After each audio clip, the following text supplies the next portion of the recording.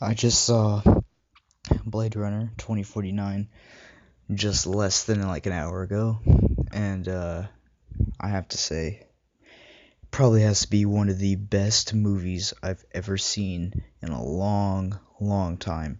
And years from now, I think this will be a classic for sure. And it's a huge shame that the movie is not making that good of money right now, mainly because the demographic is only really appeal to people that have seen the movie before, and they're trying to sell it to other audiences that are younger, but it's sadly not really working, and it's a huge shame because this is really a scientific masterpiece in my opinion. And every second of this movie I was just blown away, not just by the visuals. That played a big part, but just the storytelling and the characters were fantastic, and I had concerns because I knew how much the first movie was gonna, how high the bar was. Because the first movie I love, it's one of my top, it's in my top 5 movies of all time.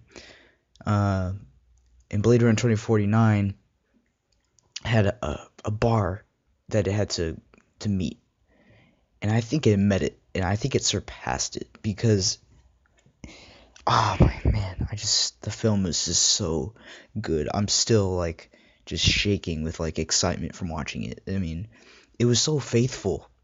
It was so faithful to the original, just down to the way it looked. It felt like it was part of that world, and the themes that were in it, and the the twists and turns that the audience goes through the main character. And I was debating rather if I wanted to go over the plot in this video or do like a separate video later on, but I think I'll save that for a second video. But man, this movie was just amazing. If my mom, who had not seen the first one, enjoyed this movie a lot, and she really liked it. So it shows you that you don't really need to see the first one to see this one, but I highly encourage, if you want to get into the Blade Runner series, into really good sci-fi, I would recommend watching the first one first, preferably the final cut, which is the best version of the film, and then go into this one, because there are a few references and callbacks to the original that you're kind of maybe gonna question if you haven't seen the first one. So I would recommend seeing the first one, so you can understand these throwbacks. And I just don't know what else to say. It's just this movie. If you haven't seen it and you really love sci-fi, I highly recommend it. And also the movie is like 2 hours and 40 something minutes, so it's really long, almost 3 hours. It's a very short. It's a long burning story, and you have to be paying attention and make sure that you're prepared to go through that amount of time. So yeah, I made sure that I went to the bathroom, I had snacks, whatever, so I could sit through the movie. And every single second was just amazing. And I did have one little nitpick with the movie, but it didn't ruin my experience at all. I'll probably bring it up in like a spoiler video that I might do soon. But man, that's all I gotta say, really. It's just I kept it really short for this non-spoiler review. All I'm saying for the 100th time is please watch this movie, support it. It deserves a lot more money than it's actually getting right now. It had like a $100